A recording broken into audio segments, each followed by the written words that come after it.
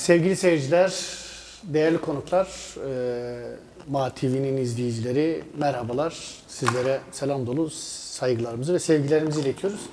Bu seçim süreci başladı. Tabii bütün yoğunluğuyla devam ediyor. Mart'ın 31'inde bir yerel seçim var. Bu yerel seçimde ne olacak, ne bitecek, özellikle Dersim özelinde konuyu merak ediyoruz. Yani bunu Nazmiye için merak ediyoruz, merkez için merak ediyoruz ve diğer ilçeler için merak ediyoruz. Ben Nazmiye için, özellikle bugün Nazmiye açısından oradaki belediye başkan adaylarından çağırdığım, davet ettiğim ve teşrif eden bir konuğum var. Hepsine ayrı ayrı davet ettim, davet gönderdim, defalarca aradım. DEM Parti, AKP ve bağımsız aday Sayın Cafer Kırmızıçı'yı davet ettim. Ama maalesef ki katılmadılar. Gönül isterdi ki katılsınlar. Özellikle şu an mevcut olan belediye başkanımızın katılmasını çok arzuluyorduk. Çünkü 3 dönemdir belediye başkanlığı yapıyor. Şayet kazanırsa bu da 4. dönem olacak. Ben tabii ki konuğuma döneceğim. Ali Emrah Tekin, Nazmiye'nin CHP adayı. Evet, Cumhuriyet Halk Partisi'nin Nazmiye Belediye Başkanı adayıyım. Cumhuriyet Halk Partisi'nin adayısınız. Hoş geldiniz. Evet, hoş bulduk. Çok teşekkür ederim. İyisiniz umarım. İyiyiz, iyi olmaya çalışıyoruz. Sizler de iyisiniz. Teşekkür ederim. İnşallah. Seçim çalışmaları bütün hızıyla devam ediyor değil mi? Evet, yani biraz yorgunluğumuz var, onu kabul edelim. Ama bütün hızıyla devam ediyor. Tabii o da tatlı bir yorgunluk olacak mutlaka. Tam olarak öyle. Geleceğiz tabii ki. Ben öncelikle şunu sizlerle paylaşmak istiyorum. Şimdi bizim konumuz, önce teşekkür ediyorum. Rica ederim. MA TV'nin davetine katıldığınız için, karşılık verdiğiniz için ve konuğumuz olduğunuz için. Asıl ben size teşekkür ederim. Beni davet ettiğiniz için, kendimi tanıtma fırsatı verdiğiniz için. Eyvallah, çok sağ olun. Tabii demin dediğim gibi, yani gönül şunu istiyordu. Gönül istiyordu ki bütün adaylarımız burada olsunlar. Hep beraber bir masanın etrafında enine boyuna Nazmiye'yi bir konuşalım. Nazmiye'de ne oluyor, ne bitiyor, ne oldu, ne bitti? Nazmiye illeri mi gidiyor, yoksa her geçen sene bir olduğundan daha mı geriye gidiyor? Bunu çok konuşmayı herkesle, bütün adaylarla enine boyuna konuşmayı çok isterdim ama nasip değilmiş diyelim. Sağlık olsun. Yine onların da çalışmalarında başarılar diliyorum. Evet, şimdi Ali Emrah Tekin, 1983 doğumlusun. Evet. Nazmiye doğumlusun. Nazmiye doğumlu. Evet, Nazmiye doğumlusun. Ali Emrah Tekin kimdir? İlk öğrenimini Nazmiye'de yapmışsın. Ortaokul ve lise öğrenimini Ankara'da devam ettirmişsin. Bir süre akademik eğitim için herhalde Almanya'da bulundun. Evet, Almanya'da bulundum. Daha sonra iş ekonomisi bölümünü okuyorken ailevi sebeplerden dolayı Türkiye'ye dönmek durumunda kaldım. Sonrasında Ankara'da belirli bir süre ticaretle uğraştım. Özel sektörde çalıştım. Evet. Daha sonra da Milli Emlak Genel Müdürlüğü bünyesinde Tunceli'de memuriyete başladım. Tabii Milli Emlak Şefliği ve ardından bir de şey var, Köylere Hizmet Getirme Birliği'nin müdürlüğünü. Doğrudur. Yaptınız değil mi? Şöyle, 2021 yılı itibariyle Nazmiye Milli Emlak Şefliği görevini yürütüyordum istifa edene kadar. Bu süreç içerisinde 2 yıl, 2,5 yıla kadar da bir Köylere Hizmet Götürme Birliği Müdürlüğü'ne vekalet etmiştim. Evet. Yani aslında şey var, bürokrasi anlamında bir deneyim söz konusu. Yani bir de bu hesap kitapla ilgili çalışıyor olmanız, Evet. Almanya'daki eğitim süreci, Evet. Bir iddialı bir yönü de var bu işin. Yani hani Evet, yönetici yani. olma konusundaki deneyimler falan var. Evet. Dediğim gibi konuşacağız. Bir aday olarak Evet. Nazmiye baktığınızda, yani dünüyle bugünüyle ya da bu adaylık için hazırlandığınızda yaptığınız bir hazırlık mutlaka vardır. Yani. Tabii ki. Projeler anlamında ya da kafanızdaki işler anlamında. Sizin yola çıkış nedeniniz ne? Sizi aday olmaya iten şey ne? Buradan başlayalım. Tabii Sonra ki. sizin projelerinizi konuşalım. Yani. Tabii ki. Şöyle Yılmaz Can Bey, biliyorsunuz bu topraklarda doğduk. İleriki süreçlerde hayatın doğal akışı içerisinde yaşlanıp öleceğiz ve tekrar bizi işte topraklarımıza teslim edecekler. Dolayısıyla bütün hemşerilerimizde olduğunu bildiğim şöyle bir durum var. Yani sonuç itibariyle hepimiz bir yönden topraklarımıza geri döneceğimiz için buradaki memleketimizdeki durumu da düzeltmekle ilgili bir gayemiz var. Öyle bir amacımız var. Bir tık ileriye taşımak istiyoruz. Belediyecilik hizmetleri anlamında da öyle. Keza kültürümüz açısından, dilimiz açısından da hani belediyenin çok ciddi anlamda bir katkısı olamasa bile yani bunların teşviki konusunda bir şekilde önünün açılması konusunda memleketimize olan borcumuzu ödemek istiyoruz. Öyle söyleyeyim. Bunu söylüyorsun. Yani bir anlamda şunu diyorsun herhalde. Ben bu koltuğa oturduğumda Evet. yani benim işim sevdam koltuk değil. Yani gidip koltuğa Değil. oturayım da 5 yılımı geçireyim. Kızım çayımı getir, oğlum kahvemi getir tarzı değil.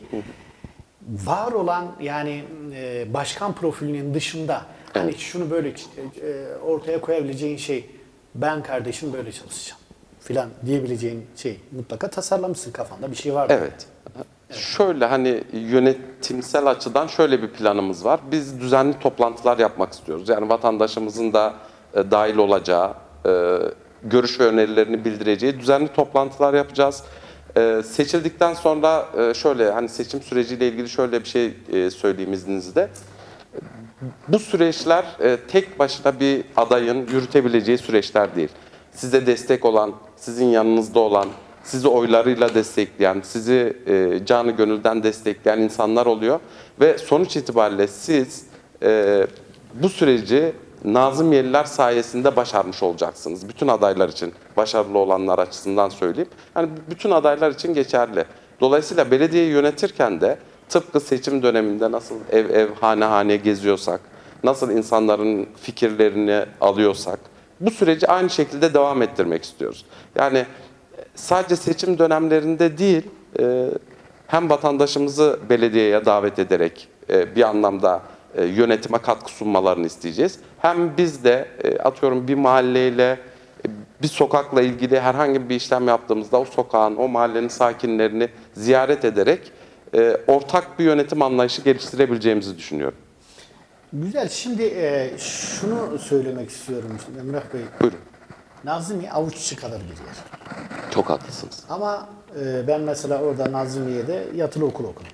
Evet. Yani 7 yaşındayken 1. sınıftan ortaokul son sınıfa kadar yatılı okulda okudum. O zaman benim gördüğüm Nazımmiye'nin o otantik yapısı, güzel yapısı, işte mesela orada bakkallar vardı, Uzun Ali vardı, Ferhat Küçükdoğan vardı. Sanırım İbrahim Çeyrek miydi? Evet, İbrahim dükkanı vardı. Hüseyin Ay'ın dükkanı vardı. Evet, Hüseyin amcamız hala devam ediyor. Öyle mi? Evet. Allah uzun ömürler versin. Amin. Zonna yani. Zona ne? Zona herhalde rında kasikana. Honda besenyekan ama tena kasiyekan yani. Tena kasikana rın. Tirki kasiye konket zokra yani smak mativi yek şirkenin bu zone. Vazemek ayak zorman yüzüne yek mafam bikeri. Şimdi tekrar ana kanala döneyim. Yani şunu söyleyeyim. O sıralı bakkallar benim içime hep dert olmuştur. Yani Nazımmiye'nin bir hafızasıydı. Evet. Ben olsaydım, ben başkan olsaydım ya da seçilmiş olsaydım hep kendimce düşünüp tasarladığım şey neydi biliyor musunuz? O sıralı dükkanları öyle olduğu gibi koruyup mesela bir Uzun Ali'nin mumyasını yapıp önüne koymak, o çuvalları işte hani işte onun soğan çuvalları vardı, bilmem ne çuvalları vardı, kapının önüne koyulmuş çuvalları vardı. İşte Ferhat amcanın dükkanı biraz daha farklıydı, bile farklı. Yani hafızayı olduğu gibi korurdum. Çünkü bir yerin hafızası çok kıymetli. Ne düşünüyorsunuz? Mesela hafıza deyince sizin için ne anlam ifade ediyor? Yani çok haklısınız. Hani bir kentin, bir ilçenin, bir sokağın bir tarihsel bir hafızası vardır. Hani korunabilir. Ancak hani şu anlamda hani kültürel anlamda bunun korunması gerçekten hani hepimizin isteyeceği bir şey belki ama ilçemizdeki binaların işte bahsettiğiniz işte Uzun Ali'nin dükkanı gibi hani şu anda hala hazırda ayakta bu dükkanlar çünkü ama bir şekilde dönüştürülmesi de gerekiyor esasen biliyorsunuz. Hani o konuya da muhtemelen geleceğiz. Depremle ilgili bir sıkıntımız var. Evet. Dolayısıyla aslında binalarımız çünkü eskiden... Peki geleceğiz oraya Emrah Bey. Ama dediğim şey diyorum ya, özellikle dikkat çekilen şey, mesela ben bir Nazımiyeliysem, Evet. oğluma işte oranın dokusuna dair, tabii ki ziyaretler kısmına geleceğiz. Yani Evet. aslında Nazımiye ziyaretler açısından da çok önemli bir konu. Oğluma işte bak oğlum eskiden şuydu filan deyip böyle gösterip tarif edeceğim bir hafıza var mı yani? Hani işte böyle bir şey var mı? Ben pek... Yani şöyle söyleyeyim, gerçekten hani baktığımız zaman öyle hafızamızı diri tutacak ya da işte o geçmişte bağlarımızı güçlendiren yerler, mekanlar maalesef yok. Hani ilçe merkezi açısından sorarsanız. Hani az önce onu söylemek istemiştim. Hani deprem konusuna sonra geleceğimizi söylediniz ama şimdi geçmişte yapılan yapıların birçoğu biliyorsunuz işte tamamen deprem göz ardı edilerek yapılmış durumdalar. Hani biz geçmişle ilgili herhangi bir şey yapamıyor olacağız muhtemelen ama en azından bundan sonraki hafızayı diri tutacak. İşte binaların yenilenmesi noktasında işte atıyorum tamamen depreme dayanıklı konutlar yaparak en azından bu tarihten sonraki hafızayı diri tutabiliriz diye düşünüyorum. Depremle ilgili sizin de hani planladığınız şeyler var değil mi? Evet. Konut falan düşünüyorsunuz. Ya esasen şöyle, şimdi belediyemiz yani gerçekten sorunlarımız hepsi iç içe geçmiş durumda. Yani bir sorunun temelinde başka bir sorun yatıyor gibi düşünebiliriz. Şöyle bir durum var Yılmaz Can Bey. Depremle ilgili Nazımmiye Belediyesi'nin hani kendi çaba ve imkanlarıyla gerçekten yapabileceği herhangi bir şey yok. Şöyle bir durum söz konusu, işte geçtiğimiz Kahramanmaraş depreminden sonra işte ilçemizdeki binaların hasar tespitleri yapıldı, işte köyler keza öyle. Hani belediye olarak biz bunların hızlı bir şekilde, çünkü beklenen bir deprem var. Profesör Doktor Naci Görür sürekli uyarıyor. Evet. Dolayısıyla hep diken üzerinde gibiyiz. Hani ben en azından kendimi öyle hissediyorum. Bir de bir sorumluluğa talip olunca biraz daha endişelendiriyor sanırım beni. Yani biz Çevre Şehircilik Bakanlığı, Afet Müdürlüğü gibi hani bunların bir an önce dönüştürmesi adına belediye olarak şöyle bir katkı sunmaya hazırız. Biz araç gerecimizi kendilerinin hizmetine sunabiliriz. Yapılacak, yani daha doğrusu yıkılıp yapılacak binaların... Seçilirsem diyorsunuz. Tabii ki seçilirsem. Bu şekilde en azından ikinci bir depreme yakalanmadan bunların hızlı bir şekilde dönüşümüne katkı sunabiliriz. Bunun dışında da şöyle bir planlamamız var. Seçilirsek gene onu belirteyim. Bu planlama dahilinde belediyede çalışan arkadaşlarımız var. Biz bu arkadaşların bir kısmı ve gene vatandaşlarımızdan gönüllülük esasına dayalı olarak katılmak isteyenler olursa afet sonrası müdahale ekibi olarak kendilerinin bir şekilde arama kurtarma ekibi. Evet. Hem belediye personeli hem işte gönüllülük esasına göre vatandaşlardan oluşacak bir ekip kuracağız. Bunların A'dan Z'ye bütün ekipmanlarını temin edeceğiz. Onun dışında da şimdi tek tek gidelim başka. Buyurun. Dedik ki Nazımmiye'nin soruları çok. Evet. Siz yola çıktınız. Dediniz ki kardeş ben bu işe adayım.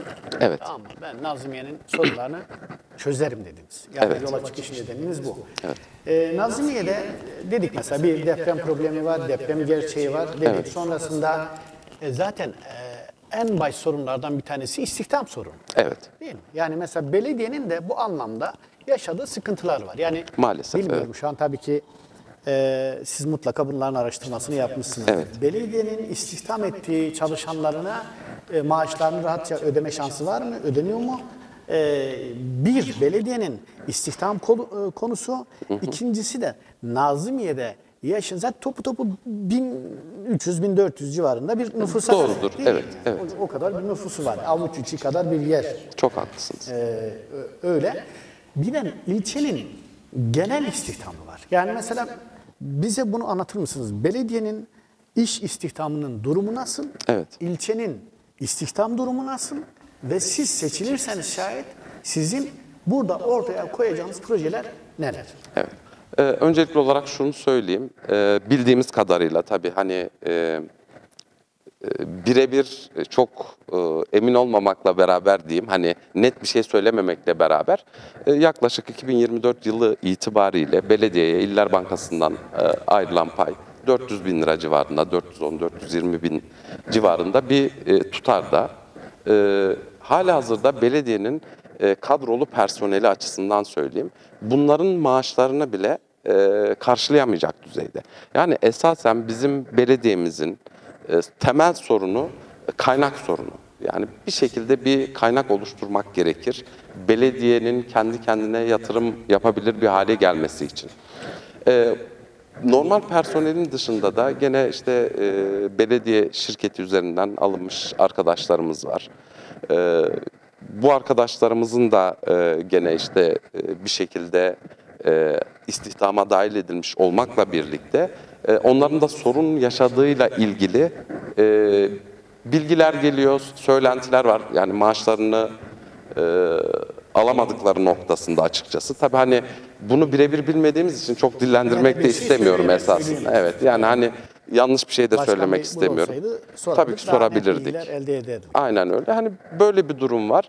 Ya biz bir şekilde hani belediye, işte atıyorum belediye şirketi açısından bu durumu ortadan kaldıracak projelerimiz var. Onları ileriki süreçte eğer sorarsanız anlatabilirim. Nazimiye'nin genel istihdamıyla ilgili de yani maalesef herhangi bir vatandaşımızın, işsiz arkadaşlarımızın istihdam edilebileceği farklı bir alan yok.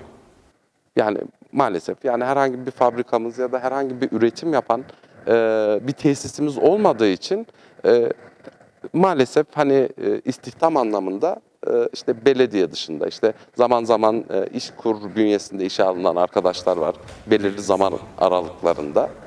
Bunlar var. Bunun dışında herhangi bir imkanımız yok, öyle söyleyeyim. Tamam, şunu soruyorum. Yani siz seçildiğiniz zaman Evet. Nazımmiye biçilen bu yoksulluk gömleği Evet. kader olarak gösterilen şu küçük ilçeye reva görülen bu durumu ortadan kalkması için bir diyelim seçildiniz bir belediye başkanı olarak ne yapacaksınız? Onu da hemen. Neler? Yani düşünsenize ben hep bakarken üzülüyorum. Evet. Ya 1000 tane insana çok özür dileyerek söylüyorum. İnsan dilense bile bakabilir. Ama bakmaktan ziyade balık tutmayı öğretmek gerekiyor. Yani balık vermek bir yere kadardır. Biri verirsin. Yani insanları dilenci konumuna düşürmemek gerekiyor. Aslında bu biraz da bunların onurunu zedeleyebilecek bir davranış. Tabii ki öyle. Yani yardıma muhtaç etmek, çala çocuğuna muhtaç etmek. Dün haberleri izlerken bir vatandaş siyasi bir figüre şey diyordu. Yani ben diyordu çocuklarıma muhtaç hale geldim. Yani bu mesela hoş bir şey değil insan düşündüğünde. İnsanın gururunun kırıldığı yerde insan artık umudu da kırılır, umudunu da yitirmeye başlar. Onun için siz seçildiğinizde bu durumu değiştirecek ne düşünüyorsunuz? Var mı elinizde projeleriniz? Tabii ki. Kısaca bahsedeyim size. Şimdi GES projemiz var bizim. Güneş enerjisi sistemleri biliyorsunuz. Belediyeler bu anlamda işte 1 megawata kadar lisanssız elektrik üretimi yapabiliyorlar ve bu alım garantili şekilde işte atıyorum bizim memleketimizde FEDAŞ hizmet verdiği için FEDAŞ'a satılıyor. Bu şekilde bir düzen kurulabiliyor. Bunun en temel noktası şu, yani bizim açıkçası yapmak için elimizden gelen bütün çabayı göstereceğimiz çıkış noktamız bu olacak. Çünkü belediyemizin az önce ifade ettim, yani kaynakla ilgili gerçekten büyük bir sıkıntısı var. Bu da nüfustan kaynaklı bir sorun esasen. Biz bu GES projesini hayata geçirebilirsek, onu da kısaca belirteyim, işte 3 yılda kendini amorti edebilen bir sistem. Bunu kısmen İller Bankası'na da bu proje dahilinde borçlanılabiliyor. Ama şunu söyleyeyim, lafınızı kestim. Buyurun. Bunu hayata geçirebilirsek mi diyorsunuz, bunu hayata geçirecek miyiz diyorsunuz? Yani bir ekibiniz var mı? Hani Evet. Gerçekten bir hazırlığınız var mı? Evet. Yani mesela diğer siyasiler gibi şöyle bir durumunuz yok değil mi? Evet. Ya söyleyeyim de seçimi geçelim sonrasını işte bakarız filan mı? Yoksa gerçekten bununla ilgili bir ön çalışmalarınız var mı? Bir ekibiniz var mı?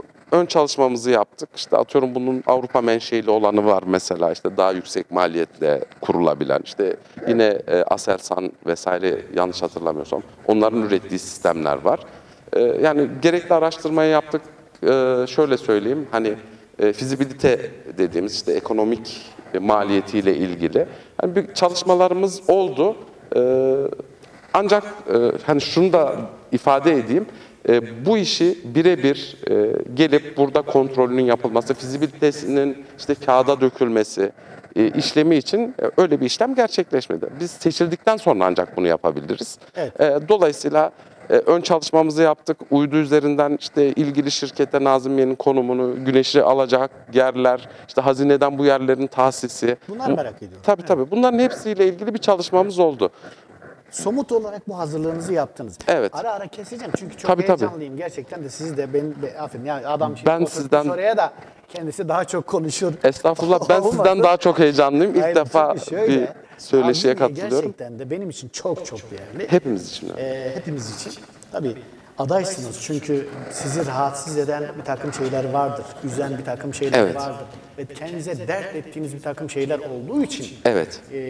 bir değişim vaadiyle geliyorsunuz. Bir şeyleri değiştirmek vaadiyle geliyorsunuz. Evet. Akabinde şunu soracağım. Buyurun. Peki, iyi güzel. Dedik ki konumumu da gönderdik, araştırmalarımızı yaptık vesaire. İşte güneş enerjisinden biz enerji elde edeceğiz.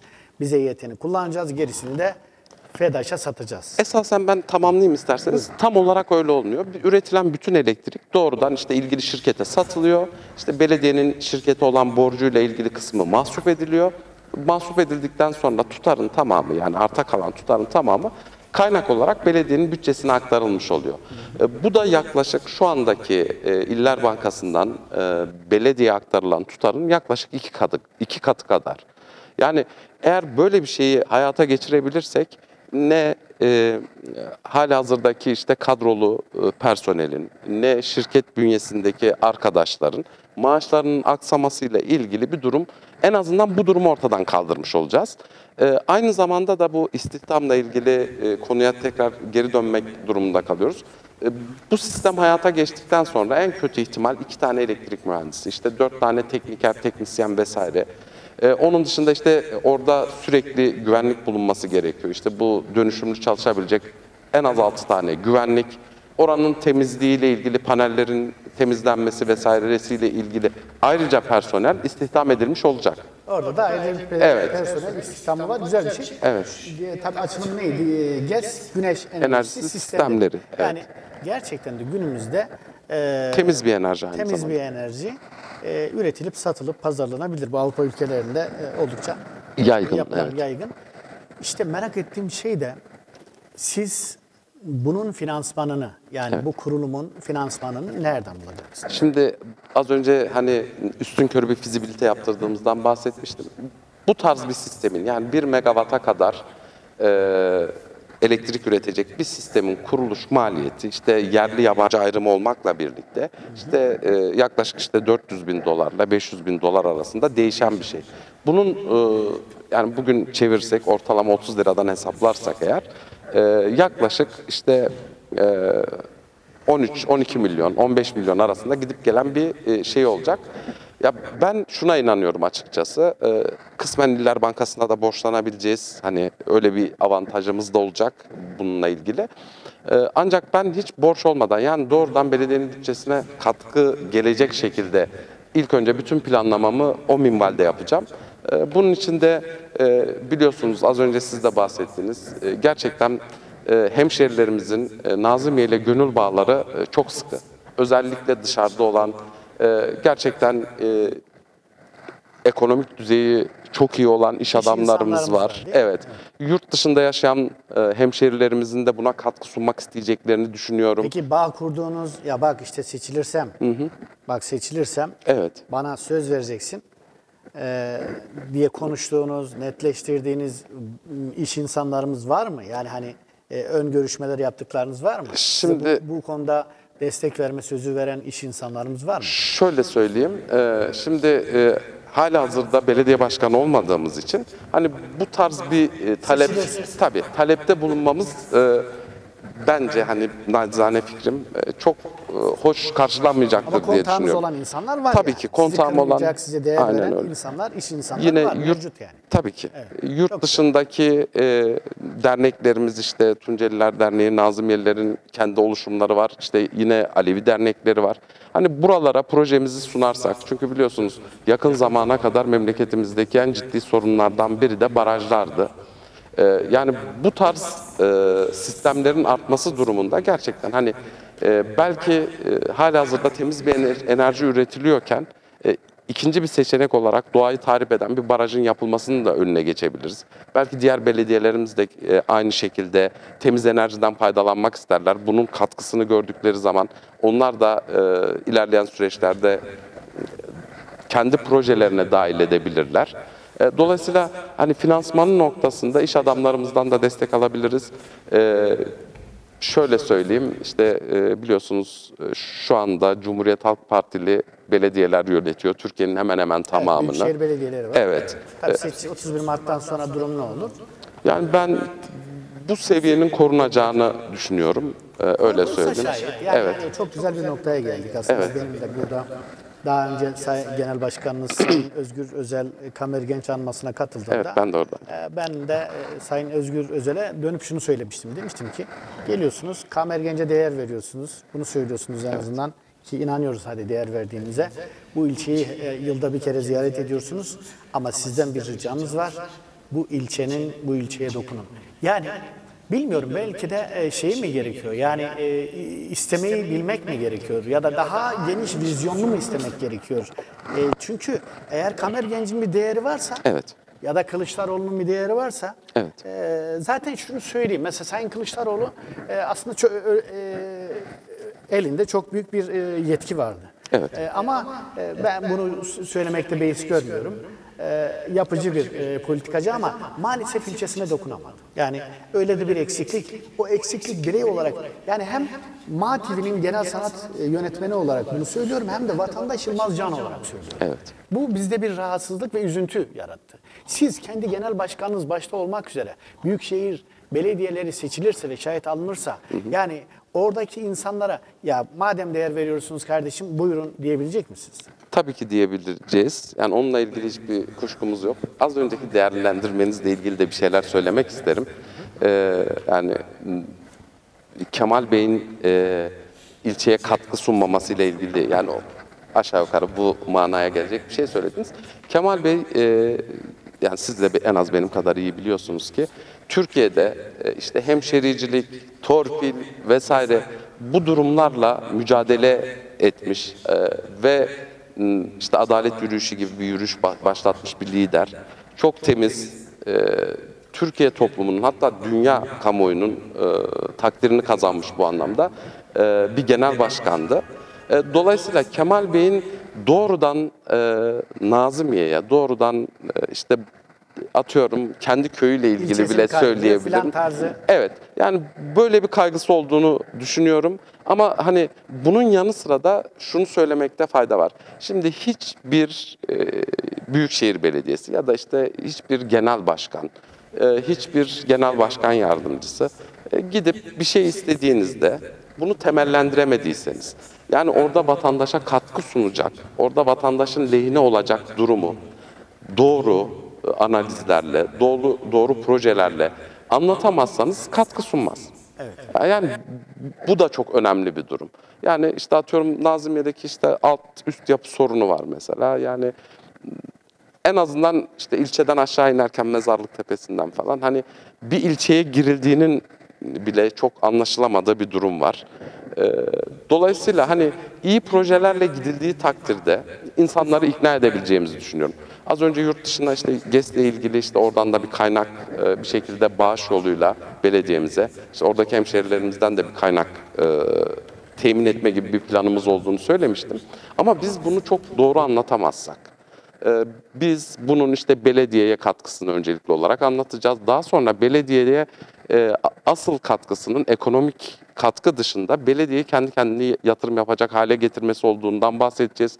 Yollarımızı biz artık her seferinde bir büyükşehir belediyesinden, Cumhuriyet Halk Partili bir belediyeden talep etmek durumunda kalmayacağız. Yani biz baştan kurtarmak istiyoruz. Yani kendi kendimize yetebileceğimiz bir seviyeye ulaşmak istiyoruz. Dolayısıyla önceliğimiz de bu olacak. Evet, şimdi şunu söyledik. Mesela sizin kafanızdaki projelerin başında gelen GES. Evet. Güneş enerji sistemleri. Nazımmiye bunu kurmayı düşünüyorsunuz. Bir defa burada bir istihdam yaratmayı düşünüyorsunuz. Bir rahatlama sağlamayı düşünüyorsunuz. Evet. Bunun dışında istihdama açabileceğiniz kapılar ve pencereler var mı? Yani mesela ne bileyim Ovacık'ta işte tarıma önem verildi. İşte Nazımmiye'nin mesela bir de şunu söyleyeyim ama altını çizerek şu şekilde söyleyeyim. Nazımmiye konum olarak Alevi inancında Ra-Hak yolunda çok önemli bir konuma sahip. Yani birincisi Kureyş Baba'nın orada olması. İkincisi Düzgün Baba'nın orada olması. Üçüncüsü Kalferat'ın orada olması. Dördüncüsü Kalmem'in orada olması. Yani jar diyarlarımızın ve kutsal mekanlarımızın yoğunlukta olduğu bir ilçe. Yani inanç turizmi açısından baktığımızda bile o kadar önemli bir konuma sahip ki. Yani bu inanç turizmi gelecek insanların bu mekanları görmeleri, işte aynı zamanda ilçeye bir istihdam yaratılması konusunda getirilerinin planlanması tarzında ya da bu tarz bir planlamanız var mı? Bir fikriyatınız var mı? Tabii ki. Ben öncelikli olarak kutsal mekanlara gelmeden önce GES'le birlikte, hatta birlikte de hayata geçirebiliriz. Hatta daha öncesinde hayata geçirebileceğimiz farklı bir projemiz daha var. Biliyorsunuz bu çorap fabrikası dediğimiz, ancak tabii ki hani fabrika düzeyinde olmayacak bizimki, bir atölyenin belki biraz daha büyüğü olacak ama bu şekilde sadece kadınlarımıza dönük olarak 12 kişinin yaklaşık istihdam edileceği bir proje üzerinde de çalıştık. Takdir edersiniz ki bu tür işlerde şöyle bir durum oluyor. İstediğiniz kadar ürün üretebilirsiniz ancak bunun satışı, pazarlanması konusunda sıkıntıya girdiğiniz andan itibaren maalesef o üretim sekteye uğrar. Yani sürekliliğini sağlayamazsınız. Şöyle bir düşüncemiz var, öyle söyleyeyim. Bunu da hızlı bir şekilde makineleri işte yine bir iş adamımızdan sözünü almıştık, öyle söyleyeyim. 3 tane makineyi getireceğiz. Bu 3 makineyle üretime başlayacağız. Pazar noktasında da biliyorsunuz işte büyükşehir belediyelerimiz, ilçe belediyelerimiz işte Ramazan ayında Ramazan kolileri yapıyorlar işte bir şekilde. Biz 2 çift çorabımızı Cumhuriyet Halk Partili büyükşehir belediyeleri, il belediyeleri, ilçe belediyelerinin yapmış olduğu Ramazan kolisinin içine bir şekilde dahil edebilirsek oradaki sürekliliği sağlamış oluyoruz. Burada da kesinlikle herhangi bir kar etme gibi bir amacımız olmayacak esasen. Yani kar edebilirsek çok seviniriz. Ayrı mesele ama kar etmek gibi bir kaygımız olmayacak. Sadece çalışan 12 kadın arkadaşımızın sürekli olarak 12 ay boyunca istihdamının önünü açmak istiyoruz. Yani şunu düşünüyorsunuz. Biz balık vermeyeceğiz. Balık tutmayı öğreteceğiz diyorsunuz. Açıkçası belediyenin bütçesiyle verilebilecek balık yok. Hani yani bunu da kabul etmemiz gerekiyor. Yani mevcut çalışanlarının bir şekilde işte hani maaşlarını karşılayamayacak düzeyde bir geliri var belediyemizin. Hani o yüzden gerçekten yani biz de çok isteriz ihtiyaç sahibi vatandaşlarımıza bir şekilde katkı sunmayı, onlara yardımcı olmayı biz de çok isteriz. Ama belediyemizin öyle bir gücü yok. Biz belediyeyi güçlendirdikten sonra ancak o şekilde bir yardımda bulunabiliriz. Evet. Esas problemimiz belediyemizin güçsüz olması. Yani şu an şunu söylüyorsunuz, diyorsunuz ki içinde bulunduğumuz bu kıskacı bir defa bir geçmemiz gerekiyor. Yani bir rahatlama süreci olması gerekiyor ve bunlar bir süreç ve bir zaman alacak. Tabii ki. Mesela bunun için de hani kısa vadeli, orta vadeli ve uzun vadeli planlamalarınız mutlaka olmuştur yani. Hani ya ben kısa vadede şu mesela bir yılda şunu yaparım. Evet. Ya da 2 yılda şunu yaparım ya da 3. yıla kadar şunları yapabilirim. Evet. 5 yılın sonunda halka ben kardeş bunları yaptım diyebilirim. Evet. Bir de şöyle var, hesap verebilirlik çok önemlidir. Yani ben şunu söylüyorum. Kesinlikle tekrar ediyorum. Ben mevcut Nazilli Belediye Başkanımız Sayın Cafer Kılıççı'yı da defalarca şey yaptım, davet ettim. Keşke katılmış olsaydı. Diğer adaylar da keşke katılmış olsaylardı daha rahat konuşmuş olacaktık. Ama Evet. Mevcut adaylardan Cumhuriyet Halk Partisi'nin adayı Ali Emrah Tekin sağ olsun katıldı.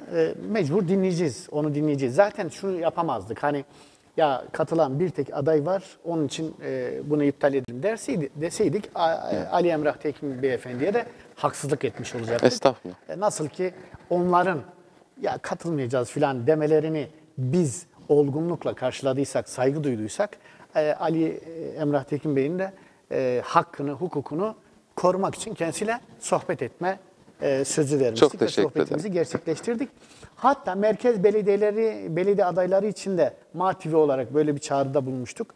Ama bu çağrımıza yeteri derecede cevap alamadık. Keşke almış olsaydık ve bir masanın etrafında bütün adaylara ben soruları yönlendirebilseydim. Ya da bir gazeteci arkadaşımız konuk olsaydı ya da birkaç gazeteci arkadaşımız onlar da sorularını sorsaylardı. Dönüp yine şeye geliyorum, Nazimiye, sevdamız Nazimiye, işimiz gücümüz Nazimiye diyoruz. Evet, evet. Çünkü Nazimiye'nin gerçekten de her gün geriye gittiğini görüyoruz.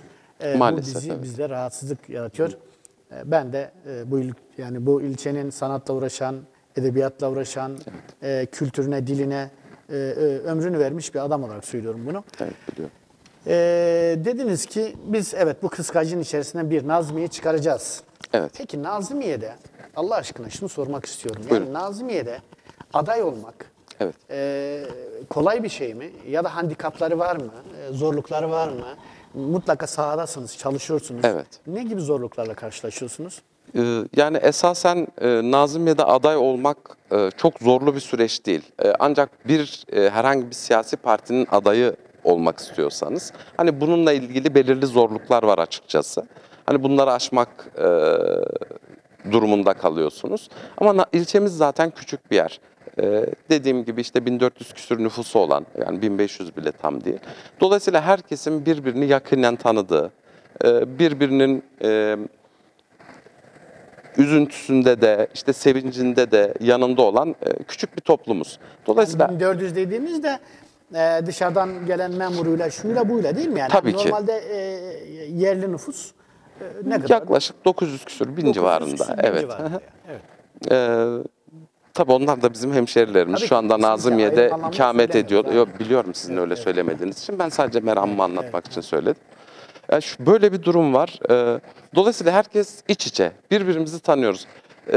Herhangi bir hemşerimiz de çok rahatlıkla Nazilliye'de aday olabilir. Bunun bir zorluğu yok. Ama süreçle ilgili derseniz, yani seçim süreciyle ilgili derseniz, emin olun ki yani ben şahsen memuriyete başlamadan önce Ankara'da da işte bir dönem gene Cumhuriyet Halk Partisi kadrolarında işte seçim çalışmalarına katılmış bir arkadaşınızım. Ya oradaki süreç çok daha rahat oluyor. Ama burada birebir tek tek insanlarla görüşme imkanınız oluyor. Aslında olması gereken bu. Ama büyük şehirlerdeki biraz daha bence küçük yerlere göre daha kolay bir süreç oluyor büyük şehirlerdeki Daha yerler. samimi değil mi? Yani Tabii ki. evlerine konuk oluyorsunuz. Aynen öyle. Çayları içiyorsunuz, sohbet ediyorsunuz. Hani böyle kapıdan klasik siyasetçi gibi broşürümü al ben gidiyorum falan böyle. Bazen ben özellikle bazı muhtar adaylarında da yaşıyoruz böyle. Tık tık tık al adayım falan. Öyle kalıyorsun. Evet. Sonra bir diğer daireye filan. Evet, Zaten bu böyle olduğu zaman insan içinden oy vermek gelmiyor yani. Ve oy veresi varsa da vermek istemiyor. Evet. Şunu sorayım. Çok özür dileyerek bir şey daha belirtmek isterim. Şöyle mesela işte ev ziyaretlerine gidiyoruz falan. Şimdi bazen işte oturuyoruz, çay falan içiyoruz. Konuşuyoruz. Hepsi arkadaşımız, eşimiz, dostumuz, akrabamız. Hani normalde işte seçimde ne yapacağımızı anlatmak, işte hani seçilmemiz durumunda projelerimizle ilgili bilgilendirmek için gidiyoruz. Emin olun bazen hiçbir şeyden bahsetmiyoruz. Oturuyoruz. Normal işte hani iki arkadaş gibi işte geçmişi, bugünü falan konuşuyoruz. Sonra çıkıyoruz, diyorum ki ya hani şey yapamadık biz. Hani projelerimizi anlatacaktık normalde. Hani böyle güzel bir tarafı da var aslında. Herkes birbirini tanıyor ufak bir yer. Evet, evet. Peki bu sahada evleri dolaşırken, çalışma yaparken Evet. unutamadığın, yaşadığın birkaç anekdot var mı yani? Seni duygulandıran ya da işte mutlu eden? Yani var ama paylaşmak istemiyorum. istemiyorsun. Evet. Peki, Aha. saygı duyalım ona. Şunu soracağım. Dil, Evet. kültür ve inanç. Yani gerçekten de zona ma beno vin sono. Kültüre Ben ma o beno sono vin ya. sono. Yani itikate ma beno vin sono. Uza harde düzgünyo, harde Evet, kureşo, devreşo. harde kalfereto, harde kalmemyo. Ama trenyadan ki yani Dersim'de piyoro itikate ma, zona ma, kültüre ma dest sonu. Yani dilimiz, inancımız ve kültürümüz, özellikle dilimiz günden güne kaybolmakta. Ali Emrah bu konuda bir aday olarak Evet. dil konusunda kaybolmakla yüz yüze olan kültür konusunda ve yitirilmekte olan bu inanç, dedelerinin, atalarının, nenelerinin kadim inancı konusunda ne düşünür, ne planlar, böyle bir kaygısı var mı? Onu bir sorayım. Şöyle, az önce siz çok güzel bir durum tespiti de yaptınız aslında. Hani bunun üzerine söylenecek çok bir şey yok ama ben şahsen hani kendim bireysel olarak işte dilimizi öğrenmeye karşı ilgiliydim. Bu aslında biraz da ilgiyle ilgili bir şey. Hani samimi olarak söyleyeyim, bir abim bir de ablam var. Mesela onlar hani anlarlar her şeyi hemen hemen ama işte mesela konuşmayla ilgili şey yok. Konuşmayı çok beceremiyorlar, öyle söyleyeyim. Biraz ilgiyle ilgili, ben işte rahmetli nenemle çok fazla böyle zaman geçirme fırsatı bulmuştum. Dolayısıyla ister istemez hani biraz da merakınız varsa falan öğrenebiliyorsunuz. Bir şeyleri katabiliyorsunuz kendinize. Dil açısından söylüyorum. Bununla birlikte şöyle bir durum var. Tabii ki hepimiz isteriz ki, çünkü dilimiz de unutulmaya yüz tutmuş durumda. Kaybolacak diller ya da işte o statüde yer alıyor. Dolayısıyla bizim şu anda işte büyüklerimiz,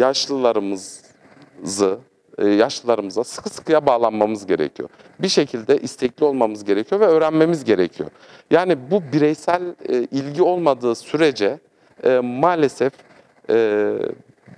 bu süreç hızlanarak devam edecek. Siz başkan seçilirseniz sizin bu durumu tersine çevirmek için bir düşünceniz, bir projeniz var mı? Yani şöyle, Ne bileyim, mesela bazı adaylar işte ben kreş açacağım. Ben bazıları bilmem onu ne. söyleyecektim. Buyurun.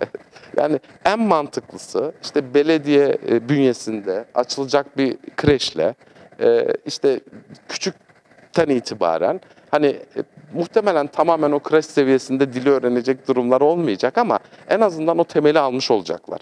Çünkü maalesef dilimiz evlerde çok, yani şu anda halihazırda belki batıdaki hemşerilerimiz bu konuda çok daha katılar. Yani o dili öğretme konusunda çok daha katılar. Evlerinde işte Zazaca'yı konuşuyorlar, şey yapıyorlar. Ama bizim burada maalesef o aynı ilgi yok. Dolayısıyla o temellendirme durumunda bir kreş, yani belediyenin buna sunabileceği belki en önemli katkı bu olabilir. Çok zor olmaz değil mi? Yani Hayır, belediyenin bir yeri kreşe dönüştürülebilir değil mi? Böyle bir Tabii şey. ki yani imkanlarımız var. Yani aklınızda Tabii var. tabii. Bu Bu yapılabilir. mutlu etti beni gerçekten. Bunu duymak çok güzel bir şey. Bu çok ihtiyacımız olan bir şey. Tabii Türkçe Evet. bizim ortak dilimiz. Yani bizim Türkçe ile bir problemimiz yok. Elbette ki öyle. Ben hep söylüyorum. Mesela benim 8 tane kitabım var. 6 tanesi Türkçe, 2 tanesi de kendi ana dilimde. Bunlar kültürel zenginliklerimiz ve biz bu Evet, zenginliklerimizle güzeliz. Burada Dolayısıyla yanlış bunları da hayır yanlış Yanlış anlaşılacak. anlaşılacak. Evet. Anlaşılsın. Yani bizim Türkçe ile bir Biz elbette ki dilimizi yok. korumaya devam edeceğiz. O Aynen. ayrı mesele. Ha? Çünkü kişi kendi kimliğiyle vardır. Evet. Bir de şunu söyleyeyim. Yani biz ne çektiysek egosu olan başkanlardan çektik. Yani burnu havada böyle herkes için söylemiyorum. Yani profili böyle olan başkanlardan çok çektik. Ya da koltuğa sıkı sıkı yapışıp sanki hanedanlıkmış gibi, babadan oğula geçecekmiş gibi duran, davranan başkanlardan çok çektik. Yani ben burada bir yerleri kastetmiyorum, Nazmiye'yi kastetmiyorum. Genel olarak konuşuyorum. Bu yanlış anlaşılmasın. Siz geldiğinizde o koltuğa sıkı sıkı yapışacak mısınız? Sizde de bir koltuk hastalığı, bir koltuk sevdası başlayacak mı? Ya da mesela başarılı olamazsanız ya kardeşim yeter ben yapamayacağım bu işi deyip gerçekten de çekip gidebilecek misiniz? Ya da öz eleştirinizi verebilecek misiniz? Yapamazsanız halktan özür dileyebilecek Affınızı misiniz? isteyeceğiz. Bu bir. Tabii. İkincisi siz gördüğüm kadarıyla sizde ego yok. Egonuzu sıfırlamış durumdasınız ki çok güzel bir şey. Hemen şu Kadınlar Günü'nde sosyal medyada denk geldiğim fotoğraflarınız vardı. Evet, çok sağ olun. Kadına çiçek veriyordunuz, çocuğa çiçek veriyordunuz, yaşlının önünde eğiliyordunuz filan. Çok hoşuma gitti açık Çok söyleyeyim sağ olun. bunu. Teveccühünüz. Bu böyle devam edecek mi? Yoksa Ali Emrah başkan olduğu zaman Nazimiye'ye biz karşımızda değişik bir profil mi göreceğiz? Samimi olarak bunun cevabını istiyorum. Şöyle söyleyeyim, yani sonuç itibariyle ben de işte Nazimiye'de doğmuş bir kardeşinizim, yani bir hemşerinizim. Dolayısıyla bizim Nazimiye'de yaşayan hiçbir fertten daha üstün bir tarafımız yok. Yani bu bilinçle hareket etmemiz gerekiyor. Bu durumu şöyle algılamamak lazım. Yani makamlar geçicidir dediğiniz gibi. Sorunuza başlarken de işte hani koltuğu bırakabilecek misiniz? Esasen şöyle bir amacım var. Ben Nazimiye'de iyi bir hatıramız var, öyle söyleyeyim, aile olarak. Evet. Çok detayına girmek istemiyorum. İyi bir hatıramız var ve ben bu hatıraya halel getirecek bir şey yapmak istemiyorum. Halalden kastım da şu, bir şey yapamamak bile benim için çok sıkıntılı bir durum olur. Dolayısıyla benim bahsettiğim güneş enerjisi sistemini hayata geçirdikten sonra bir de taşımalı doğalgazla ilgili de bir projem var. Hani onu da zamanımız olursa ifade etmek isterim, onu da anlatmak isterim. Ben bunları yaptıktan sonra ilk 5 yılda tamamlayabilirsem atıyorum ikinci seçime girmem. Bu konuda Yani böyle koltuk sevdamız yok. yok. Hatta şunu da söyleyeyim, tamamlayamasam bile öyle söyleyeyim. Eğer halkımız ilk öncelikli olarak tabii hani bu önümüzdeki seçimde başarılı olmak gerekiyor. Seçilmem durumunda ikinci kez aday olursam, gene halkımız ister, teveccüh gösterirse aday olursam 2 dönemin yeterli olacağını düşünüyorum ve 2 dönemden sonra belediye başkanlığı konusunda siyasete veda edilmesi gerektiğini düşünüyorum mevcut ilçemizde. Hani aday parti içerisinde farklı pozisyonlarda da çalışabilir, farklı bir yerde olabilir. Bu Nazimiye olmaz, işte atıyorum büyük şehirlerden biri olabilir, Tunceli olabilir gibi. Yani hani sadece örnek vermek anlamında söylüyorum. Öyle bir planlamam yok, onu da belirtmiş olayım. Hani 2 dönemin yeterli olduğunu düşünüyorum. Çünkü hep 2 dönemde başarılı olunabilirse, yani ilk dönemde başarılı olunabilirse ikinci dönemde dönemi halkın zaten teveccühü ya da halkın kararı belirleyecektir. tabii ki. Patron Nazimiyeliler bir karar verecekler. Patron onlar. Tabii ki onlar. Patron onlar. O yüzden Ben bu arada bir reklam yapabilir miyim? tabii ki. Kendi reklamı yapayım. Tabii ki, buyurun. Şimdi bana da bu dönem için bir teklifler sağdan soldan geldi. Ya sen de gir filan. Ben dedim ki kardeş ben bu dönem girmiyorum. Evet. Ben hatta dedim ki ben bu dönem girmiyorum. Ola ki bir sonraki döneme girersem hatta kendi sloganımı da bulmuşum. Nazimiye'ye can gelecek. Yılmaz Can'ın canı. Evet. Ya da Gayet de güzel, Nazimiye'ye uyumlu. Yılmaz Can gelecek Evet. diye. Diyelim seçildiniz. Cafer Bey'in işe aldıklarını işten çıkaracak mısınız? Ya çok konuşuluyor. Yani hani biz de duyuyoruz. Hani esasen çok konuşulan bir konuydu. Evet. Biz gene de biliyorsunuz hani seçim dönemlerinde insanlar bazen söylediği şeyler size yansıttıkları, daha doğrusu kendi yanınızda, yakınınızda duran insanların bile söylediği şeylerde hata payları olabiliyor. Yani biz hep bunu değerlendirerek bu konuyla ilgili çok fazla konuşmuyorduk. Ancak Cafer Bey büro açılışı yaptığında hani kendisi bunu dillendirdiği için hani cevap vermek durumunda kaldık. Şimdi benim açımdan öyle söyleyeyim. Yani ekmek kutsal bir kavram. Evine ekmek götüren hiç kimsenin işiyle oynamak gibi bir durumumuz söz konusu olamaz. Zaten hepsi bizim arkadaşlarımız, akrabalarımız. Yani hani biz onu yapamayız. Öyle bir durumumuz olmayacak. Buradan söz veriyorsunuz. Diyorsunuz tabii ki ki söz ola ki veriyoruz. ben seçilirsem Tabii. kimsenin ekmeğiyle oynamam kardeşim. Tabii ki. Cafer Bey'in işe almış olduğu hiçbir insanın ekmeğine sebep olmam. Evet. Kameralar karşısında bunun sözünü veriyorum. İnsanlar rahat olsun. Müsaadenizle şunu da söylemiş olayım. Bu şirket üzerinden alınan arkadaşlarımızın da işte maaşlarıyla ilgili problemler olduğunu duyuyoruz tabii. Evet. Biz belediyeyi mevcut araç gereciyle bile dışarıdan hani şöyle bir planlamamız var, eğer çok vaktinizi almayacaksam onu da kısaca anlatayım. Yani bu tamamen bu arkadaşların maaşlarını finanse etmekle ilgili bir durum olduğu için anlatıyorum. 2 tane kamyonu var belediyenin, bu 4 çeker tabir ettiğimiz. 2 tane kepçesi var, bir tane de işte eskavatörü var, eder dediğimiz.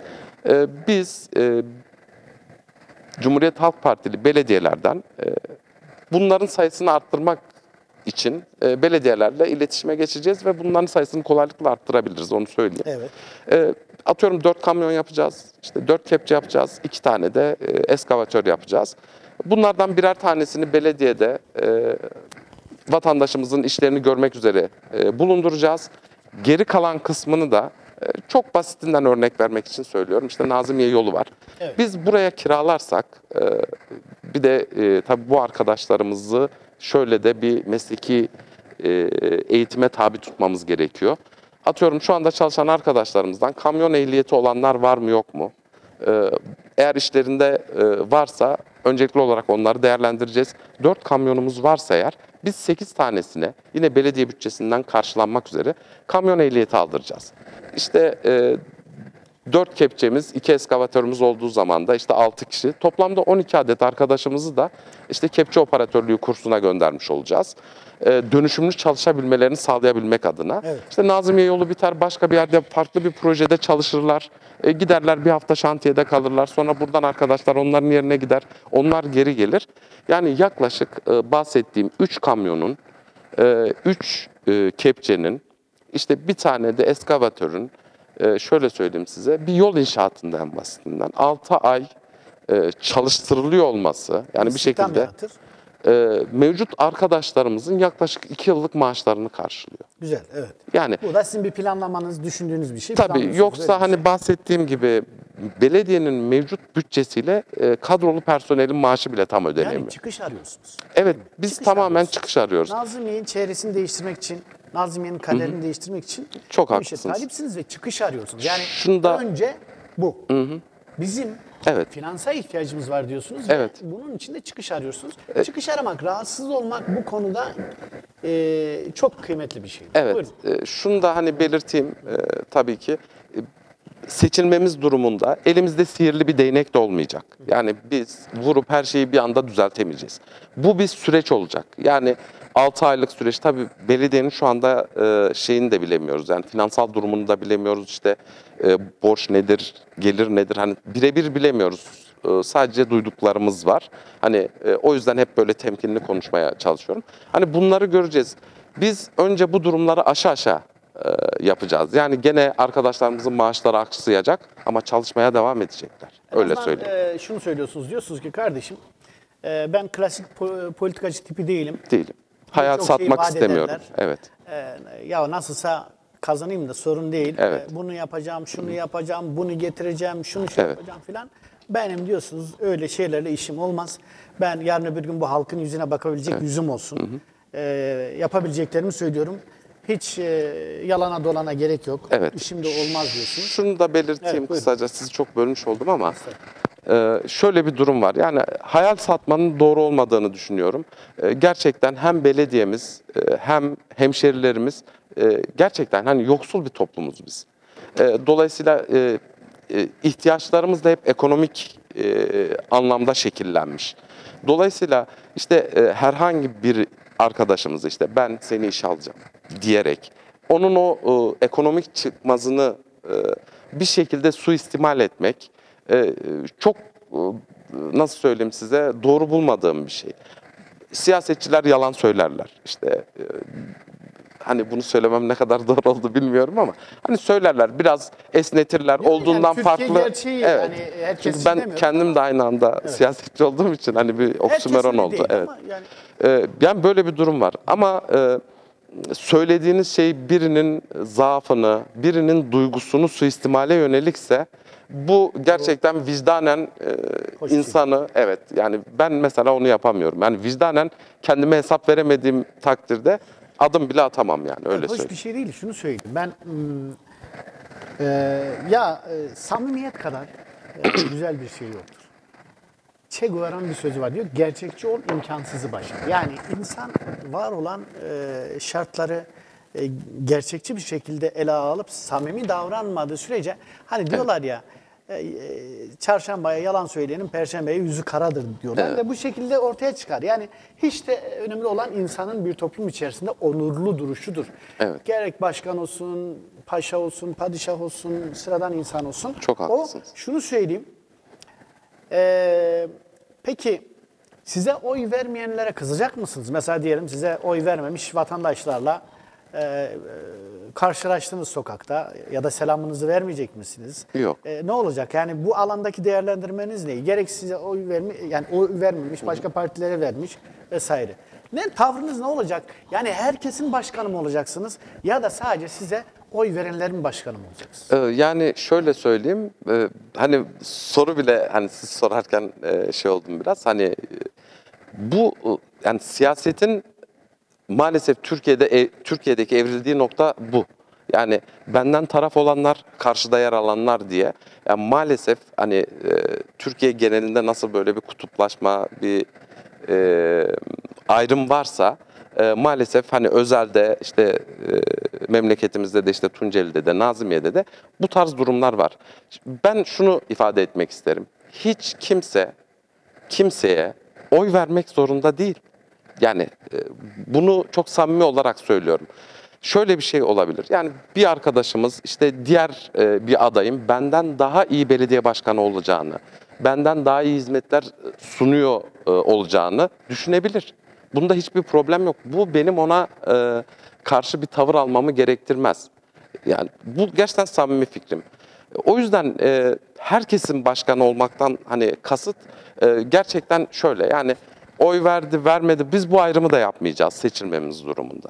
Biz herkesi tekrar kucaklayacağız. Oy veren arkadaşlarımız, yanımızda olan arkadaşlarımız bizim için ne kadar muteberlerse, oy vermeyen arkadaşlar da o kadar muteber olacaklar. Peki şunu söyleyeyim. Mesela hani bürokratlar açısından baktığımızda, Evet. siyasetçiler açısından baktığımızda sanırım Erzincan valisi Recep Yazıcı'ydı. Evet, yani Allah rahmet eylesin. ondan çok bahsedilir. Evet. Hatta filmi de yapıldı onun. Evet, izledim. Tebdili kıyafetle hastaneleri denetlemesi, işte şeyleri. Sizi Nazımmiye'de sıradan bir başkan olarak mı göreceğiz, yoksa gerçekten de vatandaşın sağlığını düşünen, fırınını kontrol eden, manavını kontrol eden, fiyatlarına bakan, efendime söyleyeyim, işte Düzgün Baba'da seçilirseniz vatandaşa nasıl davranılıyor, gelen konuklara nasıl davranılıyor vesaire. Yani her alanda böyle eli kolu olan, her tarafı kendine dert edinen, işte yukarı mahalledeki Kamer amcanın dolabında yiyeceği var mıdır? Evet. Aşağıdaki Arzu teyzenin gerçekten de oğlu okuyabiliyor mudur? Evet. Ya da Ayranlı köyünde birinin ineğini kurt yemiş diye dertlenen, işte Güzelpınar'da efendime söyleyeyim birinin keçisini ayı yedi diye dertlenen bir başkan olarak mı göreceğiz? Yoksa ya kardeşim bize ne, biz belediyede işte ne ver, kepçe götür, yol düzelt, ne kadar yapabildiysek filan oturup koltuğa böyle yayılan bir başkan olarak mı göreceğiz? Ben bunu net olarak öğrenmek istiyorum. Evet. Çünkü bu halkın adına soruyorum size. Tabii ki. Şöyle bir durum var. Zaten işte halkımızın derdiyle dertlenmeyeceksek, yani bu sorunlara bir şekilde müdahil olmayacaksak çözümlere, daha doğrusu sorunların çözümüne müdahil olmayacaksak, bu makama aday olmanın, sadece kendim için söylemiyorum, yani bütün adaylar açısından söylüyorum, Türkiye genelinde. Evet. Yani bunları kendine dert etmeyen birinin aday olmasının doğru olmadığını düşünüyorum. Biz tamamını kendimize dert edeceğiz. İşte dediğiniz gibi yukarı mahalledeki amcamızın dolabındaki yiyecek içeceğe kadar kontrol etmeye çalışacağız. dedim ya ilk başta, biz birebir haneleri... Bu halka bunun sözünü veriyor musunuz? Veriyorum. Bu kadar yakından ilgilenecek misiniz? Başkan olduğunuzda. Elbette ki ilgileneceğim. Söz veriyorsunuz. Söz veriyorum. Bütün Evet. kameralar karşısında. Tamam. Biz de bunun takipçisi olacağız. Ben sorunuzda şöyle bir kısım vardı. Hani orayı da belirtmek isterim. İşte Düzgün Baba'daki işleyişin ya da işte atıyorum herhangi farklı bir ziyarette, Düzgün Baba özelinde söylemeyeyim. Herhangi bir ziyaretteki bir işleyişle ilgili bizim herhangi bir dahilimiz, herhangi bir şeyimiz olmayacak açıkçası. Hani çünkü bu belediyenin işi değil. Yani oralar inanç merkezlerimiz. İşte ilçemiz, siz ilk başta da ifade ettiniz. İşte Alevilik... İnanç turizmi açısından sizi ilgilendiren bir boyutu var ama değil mi? Yani? Tabii ki. Onu da müsaadenizle söyleyeceğim. Şimdi biz bunların hiçbiriyle ilgilenmeyeceğiz. Biz kültürümüz, inancımız hep işte pirler, rayberler aracılığıyla bugüne kadar geldi. Sağlıklı bir şekilde taşındı bugüne kadar. Bundan sonra da gerçekten bu inanca bağlı pirler, rayberler tarafından da hani yüzyıllar boyunca kaybolmadı. Dolayısıyla bundan sonra da kaybolma gibi bir durumunun olmayacağını düşünüyorum. Kurumlar ellerini uzak tutarlarsa. Yani hiçbir inanç merkezimizde, hiçbir ziyaretimizde ben herhangi bir, belediyede dahil olmak üzere, herhangi bir kurumun orayla ilgili bir planlamasının olmasını ya da işte orayla ilgili iç içe görünür bir izlenim bile çizmesini doğru bulmuyorum. Ancak inanç turizmiyle ilgili olan kısma gelirsek, elbette ki işte yaz aylarında işte çok ciddi sayıda ziyaretçi çeken kutsal mekanlarımız var. Başta Düzgün Baba olmak üzere. Biz bunların gelen ziyaretçilerin tamamen işte ulaşımlarıyla ilgili olan kısımla ilgileneceğiz belki. Hani rahatlıkla ulaşabilecekleri bir imkan sağlayacağız. Onun dışında işte gelen vatandaşlarımızın konaklamasına yönelik bir çalışmamız daha olacak. Halihazırda bir biliyorsunuz otel şu anda aktif durumda. Aktif durumda ama bu yeterli değil. Evet. Yani buna dair de mutlaka planlamalarınız olacaktır değil mi? Evet. Yani? Biz bu ağı bir şekilde genişletmek istiyoruz. Aynı zamanda gene inanç merkezlerimizin, ziyaretlerimizin temizlik ihtiyaçları gibi bu ihtiyaçların tamamını gönüllü olarak yapmaya hazır olacağız.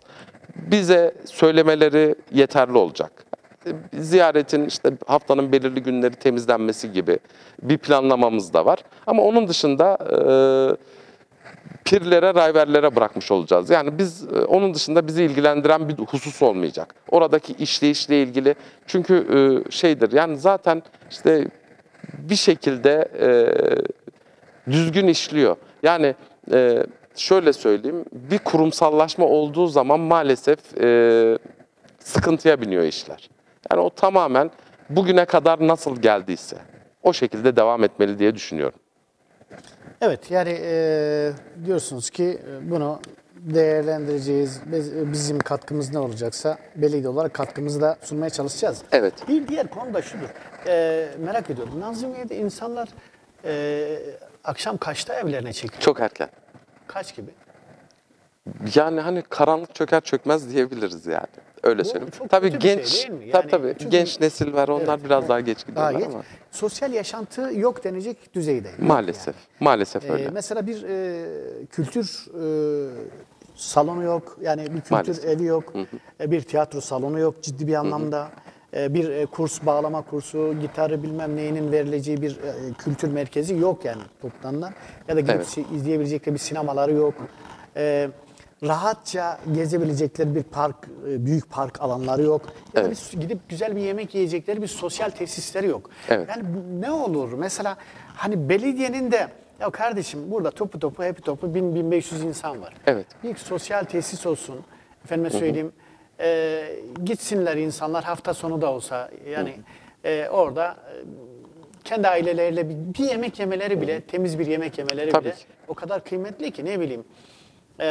Ya da arada o sosyal tesislere bir canlı müzik koyulabilir, bir şey Evet, yapılabilir değil mi? evet.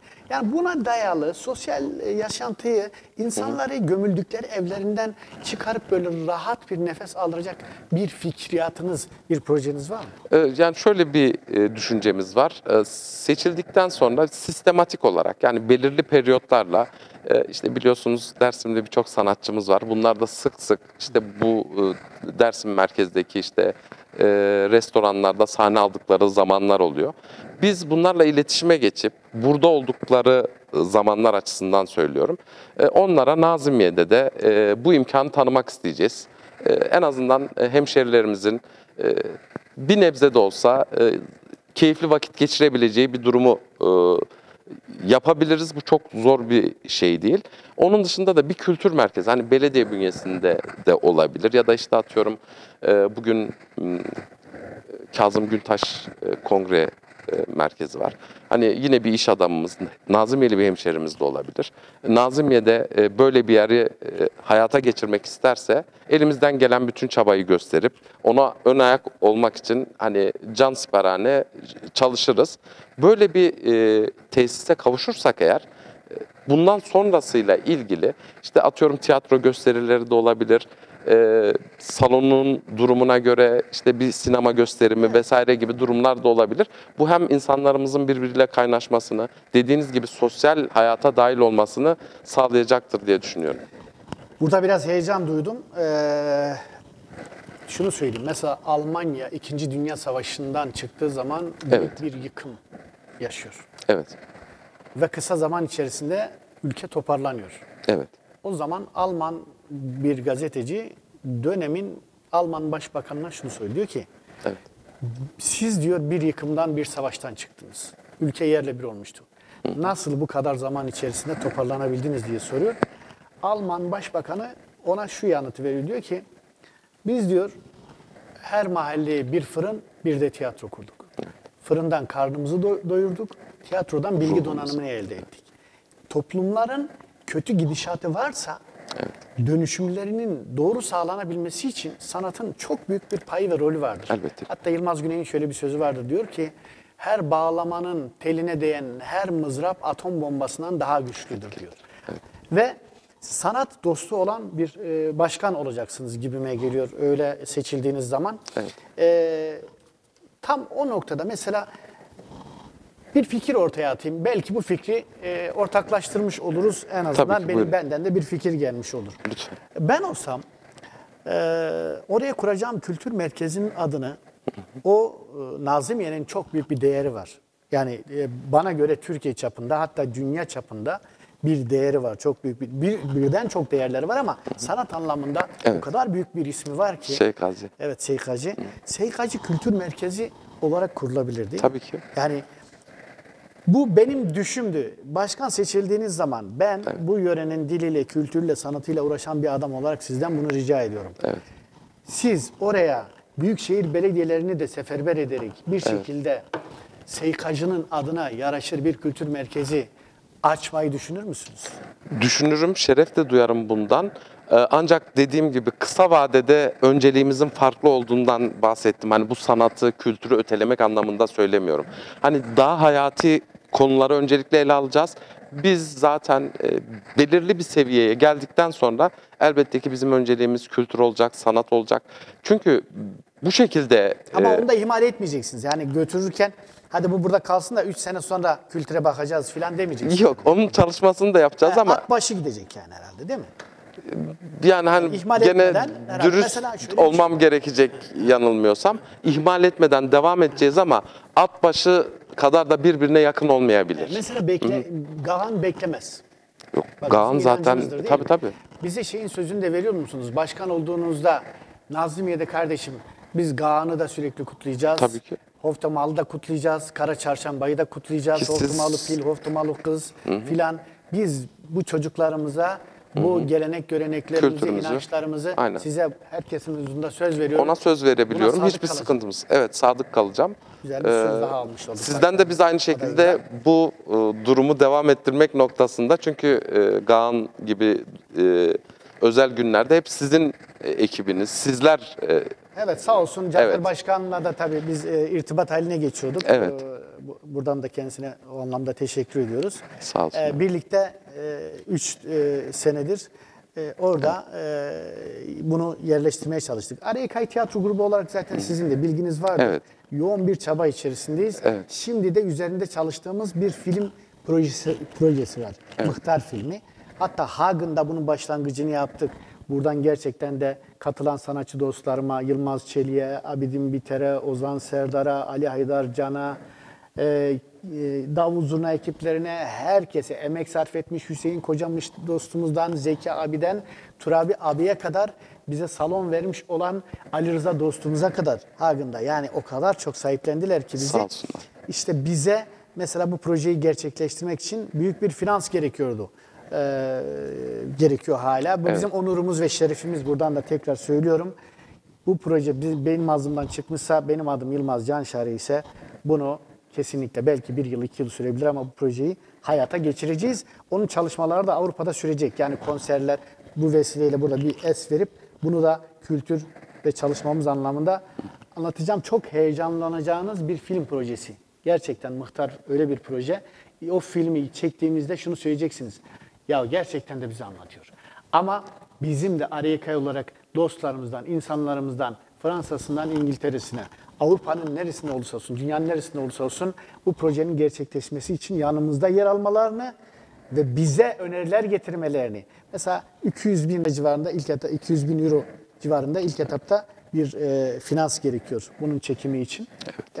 Dilerim dostlarımıza da burada küçük bir duyuru yapmış olduk. Evet, Ali Emrah Bey. Buyurun. Sonuçta ben size sordum, soracaklarımı sordum. Bu seçim sürecinde de zaten Nazım'ya ufak bir yer. Bütün mahalleler dolaşıyorsunuz. Hemen hemen bütün evlere giriyorsunuz. Evet. Aldığınız enerji nedir? Nazmiye'de size sorayım, bir adaya sormak belki doğru mudur değil midir ama ben soruyorum. Buyurun. Sizce Nazmiye'de ne olur, ne biter? Sonuç olarak Evet. biz kazanırız. Bu kadar emin misiniz? Olacak olan yani o. Öyle Bu söyleyeyim. kadar eminsiniz kazanacağız. Yani evet. Bir şey var mı? Yani Nazmiye'de gereksiz, gerek mevcut belediye başkanı yaptırdığı bir anket çalışması, bir saha araştırması var mı? Çünkü küçük bir yer, zor bir şey değil aslında. Siz geçenlerde gelmiştiniz, bir çalışma röportajları, yaptınız. evet. Yani siz Nazmiye'de siz de fark etmişsinizdir. Biz küçük bir toplumuz. Yani birbirine akrabalık bağı olan, işte kivralığı olan, musayviliği olan, hani yakın ilişkileri olan bir toplumuz. Dolayısıyla hepimiz akrabayız. Yani bütün adaylar da hemen hemen öyle. Dolayısıyla hiç kimse bir başkasını kırmak istemiyor. Yani öyle bir handikapı var Nazmiye'nin. Kırmak istemiyor. Vatandaş bir şeye karar veriyor ve o doğrultuda oyunu kullanacak. Yani iradesini sandığa yansıtacak. Peki. Ama bunu yaparken Evet. diğer herhangi bir iradesini benden yana kullanacaksa işte diğer adayı üzmek istemiyor. İradesini diğer adaydan yana kullanacaksa beni de üzmek istemiyor gibi bir durum var. O yüzden hani çok net cevaplar alamadınız. Yani hani adayların yakınları dışındaki kimse çok açıktan bir şey söylemiyor, fark ettiniz. Geçen gün yaptığınız Evet. röportajda. Peki adaylar olarak şunu merak ediyorum. Buyurun. Yani küçük bir yer olduğu için birbirinizle arasında bir sürtüşme var mı? Ya da birbirinizi gördüğünüzde selam veriyor musunuz? Ya da diyelim ki biri kazandı, Cafer Bey kazandı diyelim ya da Evet. siz kazandınız ya da Evet. işte başka bir aday kazandı. Evet. Sonrasında bir kırgınlık yaşanacak mı? Ya da ya hepimiz aynı toplumun insanlarıyız, niye kırılalım canım? Bu işte demokrasinin bir sonucudur. Halk Evet. kimi tercih etmişse baş tacıdır falan diyebilecek misiniz yani? Ben kendi adıma hani buna cevap vermiş olayım. Elbette ki vatandaşımızın takdiri başımızın üzerinde olacak. Çünkü sonuç itibariyle biraz önce de söyledik, patron Nazımiyeliler.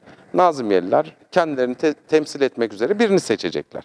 Dolayısıyla diğerini yani diğerinin bu anlamda kırılması, yani seçilmemiş olanların bu anlamda kırılması doğru değil. Adaylar olarak aramızda bir sürtüşme, bir şey yok. Yani en azından benim açımdan öyle bir durum söz konusu değil. Şey de yapmak istemiyoruz. Hani mümkün olduğunca bu hukuka, yani bizim hepimizin akraba olduğu, hepimizin dost olduğu bir ortama bu hukuka riayet edecek şekilde çalışmalarımızı yürütüyoruz. En azından kendi adıma söyleyeyim. Bunların hepsi sadece kendi adıma söyleyebileceğim şeyler. Ben herhangi bir yerde, herhangi bir ortamda ya da herhangi bir evde başka bir adayla ilgili olumsuz bir şey söylememeye özen gösteriyorum ve söylemiyorum da. Hani şöyle bir şey var.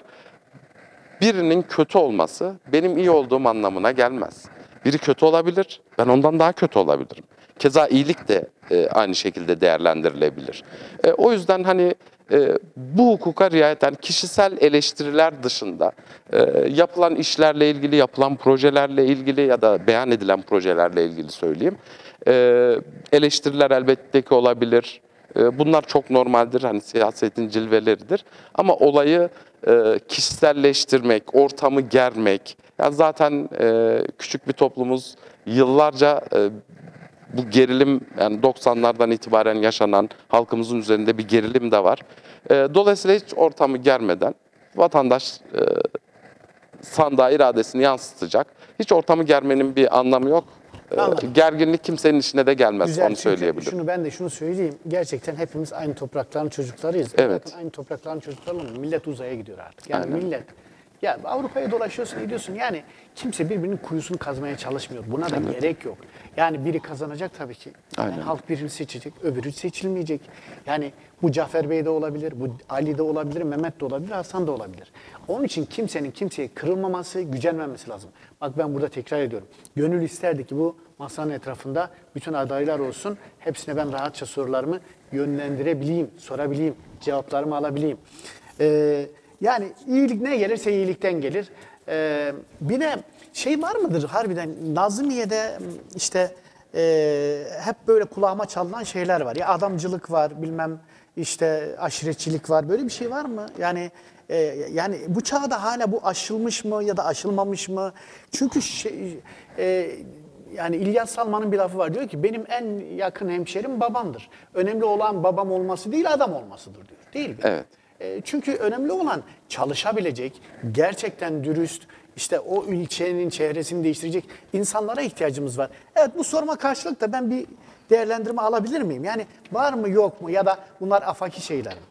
Yani kısmen var, öyle söyleyelim. Tabii ki o feodal bağlarla ilgili durum maalesef ki seçim dönemlerinde, önceden hiç yokken, yani hiç görünür değilken, seçime yaklaştıkça burada da yani sadece Nazımiyye özelinde söylemeyeyim, yani bu Genelde. Tunceli'nin geneli için geçerli. Genelde. Evet. Yani adaylar bu durumu kullanmak istiyorlar. Çünkü işte hani benim yakınım, benim amcamın oğlu, benim yeğenim gibi. Bunu kullanmak istiyorlar. Adaylar açısından kullanışlı bir alan. Dolayısıyla onlar o durumu köpürttükleri zaman elbette ki işte bahsetmiş olduğumuz o feodal bağlar, işte aşiretçiliktir vesairedir, gün yüzüne çıkmış oluyor. Ama normal şartlarda da öyle çok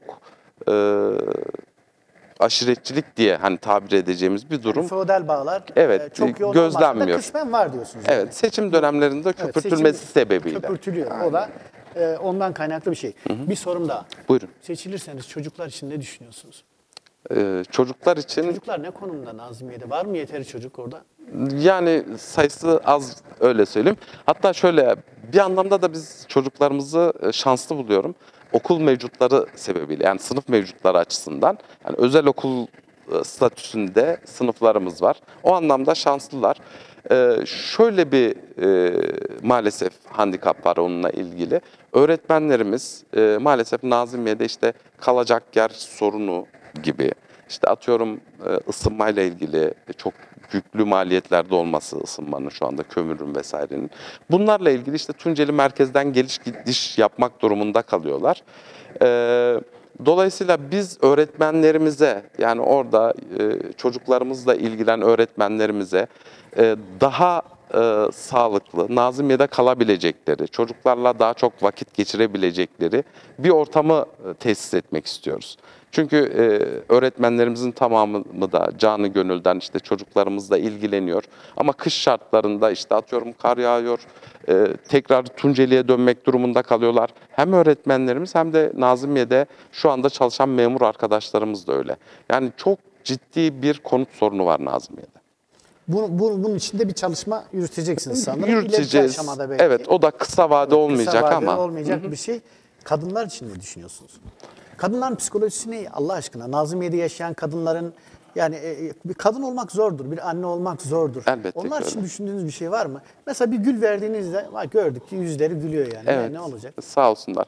Yani dediğiniz gibi kadınların bizlere göre söyleyeyim. Hani Çalışma hayatına ya da belediyedeki çalışmalara, faaliyetlere kadınlar da eklemleyeceksiniz herhalde. Tabii ki sorumluluk açısından söylüyorum. Hani bizlerden çok daha fazla sorumluluğa sahipler. Dolayısıyla bu sorumlulukları maalesef onlar üzerinde ekstra bir baskıya sebep olabiliyor. Yani bu anlamda o sosyal aktivitelerden bahsetmiştim. İşte belirli periyotlarla işte konserler, açık hava dinletileri gibi. Onların biraz daha böyle kendilerini iyi hissedebileceği şeyler yapacağız. Konuşmamızın başında da belirtmiştim. Bir çorap fabrikası diye bir planlamamız var tabii atölye. Yani fabrika Bu deyince var ama çok herhalde büyük bir şey oluyor. buna dair kadınlar için mutlaka sizin bir Şöyle, çalışma ekibiniz olacak değil mi? Elbette ki. siz Yani şu anda şimdi hali hazırda projeler- beraber çalıştığımız Değil mi? arkadaşlarımız da var. Şu an Evet. bu projeleri anlatıyorsunuz ya. Herhalde seçildiğinizde şöyle bir çalışmanız olacak mı? Yani bir ekiple çalışacağım. Ben sadece şu projeleri bu aşamada anlatıyorum ama yeni projelerde üreteceğiz yani. Elbette ki Diyorsunuz öyle. değil mi? Şöyle Yani mesela bu bir vizyon var mı? yani şöyle ifade edeyim. Elbette ki zaten vizyonunuz yoksa hiç bu işlere bulaşmamak gerekir. Yani çünkü 5 yılın sonunda eğer bir kaynak üretemeyecekseniz belirli projelerle ilgili yani Nazımiyelilerin, hemşerilerimizin faydasına olacak gelişmelere zemin hazırlayamazsanız 5 yılın sonunda insanlarımızın memnun olmadığı bir şeye dönüşeceksiniz, bir kişiliğe dönüşeceksiniz. Dolayısıyla hani şu durumu da böyle göz ardı etmemek lazım. Hani siyaset, eğer siyaseten kendinize bir gelecek belirlediyseniz, siyaset yapmak niyetindeyseniz, halkın memnuniyeti her zaman sizin birinci önceliğiniz olmak durumunda. Kadınlarla ilgili bu çorap atölyesinden bahsetmiştik. Aynı zamanda bu dekoratif ürünler var. Hani onların üretimini de El işi tarzı. şeyler. Evet, yani onlarla ilgili de yapmayı planladığımız, hani açık söylemek gerekirse şu anda bir fizibilite yapılmış durumda değil ama mesela onunla ilgili bir çalışmamız var. Biliyorsunuz bizim doğamızda yetişen yani %100 organik ada çayından tutun. Mesela bizim orada yetişiyor. Çok Tam şaşırmıştım. aklımdan geçiyor. Aynen öyle. Yani mesela şöyle şeyler yapabileceğiz. Tabii ki o bitkilerin devamlılığını sekteye uğratmayacak şekilde bir ziraat mühendisinin desteğiyle onların toplanıp tamamen organik olarak yetişmiş belirli işte kuşburnundan tutun. Evet. Bunların toplanıp yine tarım mühendisi gözetiminde işte kurutulup bir şekilde paketlenerek satışını da yapmaya çalışacağız. Harika. Güzel. Marmelatında belki çok herhalde çok bir şey değil. Onun makineleri falan vesaire. Evet, evet. Yapılabilir. İyi bir kıvam yakalanırsa Biliyorsunuz- bu iyi bir piyasa da yakalanabilir. Evet, Yurt dışına organik bile marketler var ki onlarda biliyorsunuz biraz daha fiyatlar çok daha yüksek. Dolayısıyla hani onlarla bağlantıya geçip bizim bölgemizde yetişen tamamen yani %100 organik olan ürünleri toplayacağız. Evet. Zarar vermeden tabii onu tekrar belirteyim. Yani o bitkilerin devamlılığını etkilemeyecek şekilde bir çalışmayı yürütmeyi planlıyoruz. Buyurun. Arıcılık da var. Değil mi? Nazilli'de? Evet. Aslında arıcılık belki de kurulacak belediyenin öncülüğünde kurulacak bir kooperatif Evet. sayesinde daha düzenli, daha faydalı ve daha yararlı pazar bulacak şekilde. Çünkü bizim arıcılarımız, o bölgedeki arıcılar genelde şey diyor. Ya abi işte benim de sayfanda yayınlar mısın? İşte ben de balımı satayım. bireysel falan. satış öncelikli, Bireysel satışa yöneliyorlar. Halbuki oysa yani birçok ülkelerde pazar bulunabilir, şey yapılabilir. Yani yeter ki bir başkan, bir belediye başkanı koltuğa yapışmasın kardeşim. Gecesini gündüzüne katsın. Evet. Şu hep hayal ediyorum. Hani demin hep dönüp oraya geliyorum ya. Oraya Evet. çarpıyorum. Yani sizin eski genel başkanınızın da bir lafı vardı. Ben seçilirsem, biz gelirsek hiçbir çocuk aç yatağa girmeyecek. Evet, Kemal Bey'in Sizin lafı. de mesela Ali Emrah Tekin olarak herkes o Nazımiye'de rahat yatağa girip huzurlu uyuyorsa ben işte o zaman oh deyip yatağa huzurlu girebilirim diye, biliyor musunuz? Var mı böyle bir şeyiniz? Yani hani o tekrar söyleyeyim. Gerçekten hani amacı, gayesi bu olmayan birinin gerçekten bu işe aday olmaması gerekir. Yani zaten sonuç itibariyle Nazımiyeliler sizi kendilerini temsil edesiniz diye seçmiş oluyorlar. Dolayısıyla siz temsil ettiğiniz halkı tanıyor olmanız gerekecek, biliyor olmanız gerekecek, onların sorunlarıyla ilgileniyor olmanız gerekecek. Zaman zaman şöyle şeyler var, hani tamamen o sorunun çözümüne katkı sunamayabilirsiniz. Ama yanında olduğunu hissettirebilirsiniz, destek olabilirsiniz. Bu illa maddi anlamda olması gerekmiyor bunun Kesinlikle. yani. Manevi bir desteğiniz olur. Bunların hepsini hayata geçirmek istiyoruz O açıkçası. kadar kıymetli ki değil mi? Mesela Aynen ya bir öyle. vatandaşını gördün üzgün çarşıda kardeşim. Evet. Başkan olarak elini omuzuna koyman bile Elbette ya ki bir öyle. şey mi var demen, bir öyle sorman bile insana Öyle. o kadar iyi gelir ki. Güzel. Şunu sorayım. Mal varlığınız ne? Var mı öyle bir şeyiniz falan?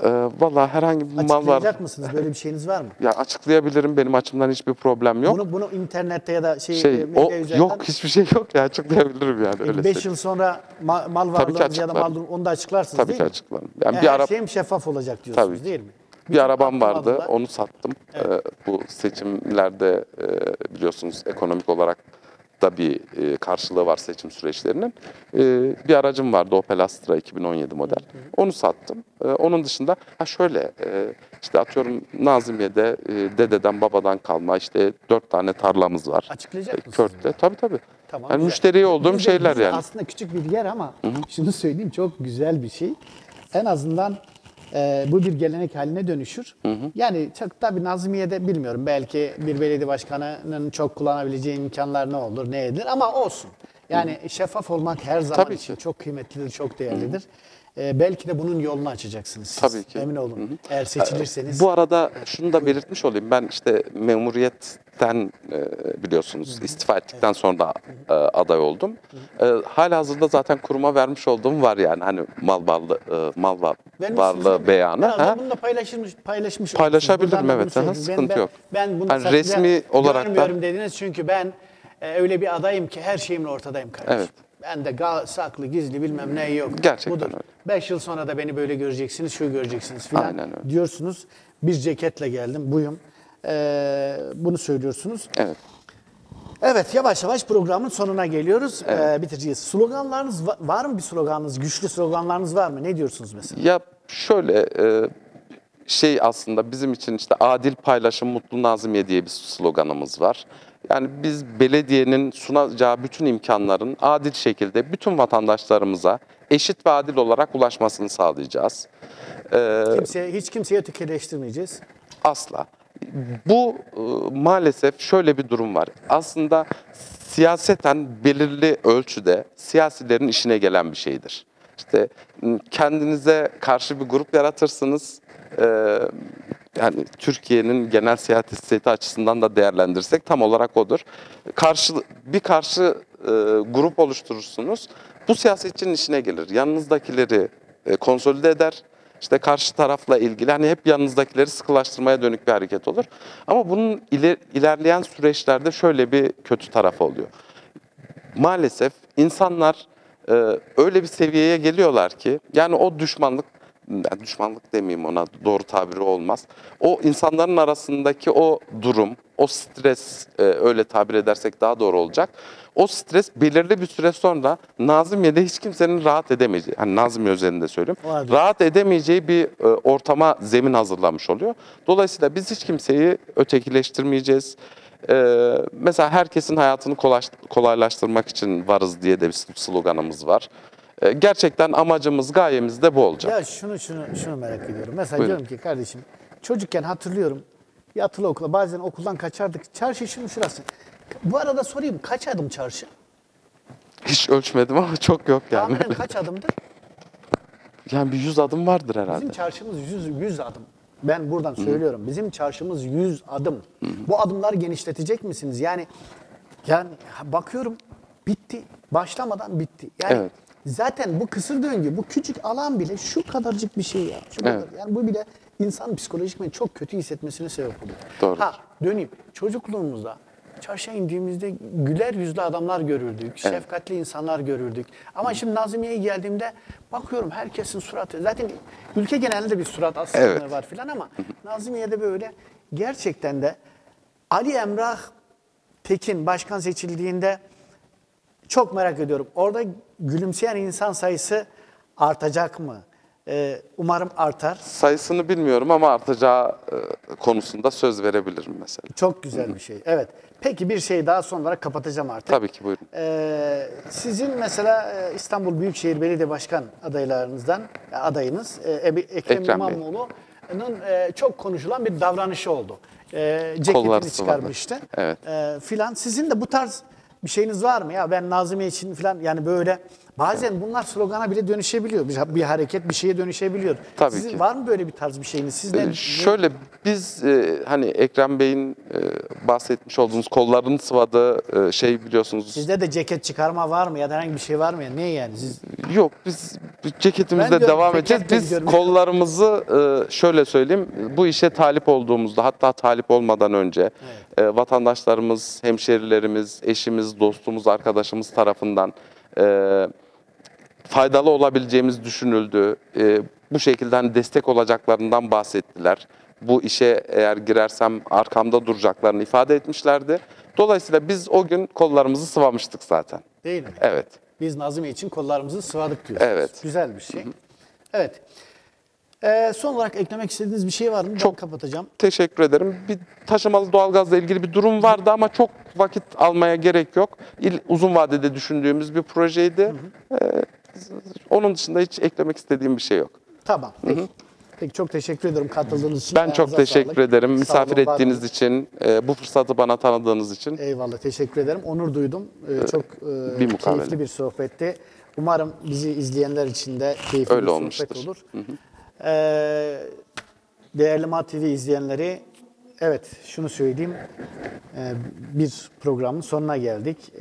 AMM Peyniya Bername Ho Ali Emrah Biraydım akısı kert. Ey zaro basa سوتا خو فکر خود سکو عقل خود تشستو سوتا قشلی سوتا نازمیا سوتا ولات سیقایجی سوتا ولات düzgün babay kures babay işte kalferat kalmem سوتا ولات جار دیارو زر خود تشستو زارو باسا واک از که بین سرداری شهرداری قشلی نازمیا از نیانیا کن hak meri ego nasib mekaro nöz çautsko va smak hesta ameme penia bernami hata reyna